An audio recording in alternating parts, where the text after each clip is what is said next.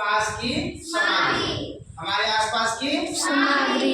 ये आपका क्लास 6 का पाठ संख्या 6 का ये टॉपिक है ना। और इसमें हमको पढ़ना है कि हमारे आसपास की सामग्री, हमारे आसपास की सामग्री है ना, ये चीजों को हम लोग जानेंगे। और इसको मैंने किताब को पढ़ा है, किताब को मैंने पढ़ा है और पढ़ाने के बाद किताब से बहुत सारा पॉइंट निकला, बहुत सारा जो कि पॉइंट आपको ये ब्लैक बोर्ड पे हम लिख डाले है ना, जो आप लोग को सही तरीका से दिख रहा है नहीं दिख रहा है ना। इसमें से आपका पहला पॉइंट है सामग्री। क्या है? पहला बिंदु क्या है आपका? सामग्री। अब हम समझेंगे कि सामग्री क्या होता है।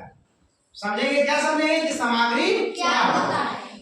जैसे मान लो कि आपको घर में यदि सब्जी बनता है, क्या बनता है? सब्जी। तो सब्जी बनता है, तो सब्जी बनाने में जो जो चीज यूज करते हैं, जैसे आपका कोई भी चीज का सब्जी हो, चाहे आलू का सब्जी हो, चाहे परवल का सब्जी हो, चाहे भिंडी का सब्जी हो, कोई भी चीज का हो, यदि वो चीज बनाना है तो उसके बनाने के लिए हम लोग सामान को पहले खरीदते हैं। क्या करते हैं? खरीदते हैं। जैसे हमको भिंडी का सब्जी बनाना है तो पहले मैंने भिंडी के खरीदेंगे। क्या खरीदेंगे?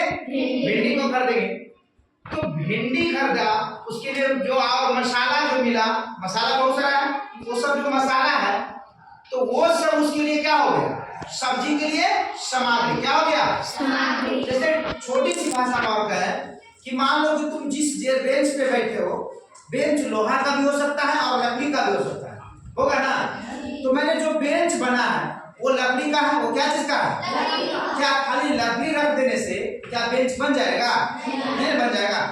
लकड़ी को तो लगा है, लेकिन लकड़ी के लिए बनाने वाला कारीगर भी है। क्या है? लेकिन लकड़ी को डिजाइन दिए तब जाके इसको कह रहे हैं बेंच। लकड़ी को छोटे छोटे टुकड़ा में काटे तब नहीं जाके बना है। तो जो छोटा छोटा टुकड़ा हुआ वो सारे टुकड़ा बेंच के लिए सामग्री हो गया। क्या हो गया?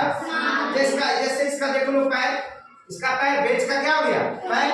ये सब क्या है? सामग्री।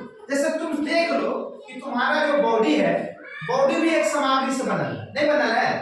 अभी आपको बॉडी से हाथ को काट दे, गोड़ को काट दे, है ना, और आपको कहें कि चलिए, क्या आप चल सकते हैं? देख सकते हैं?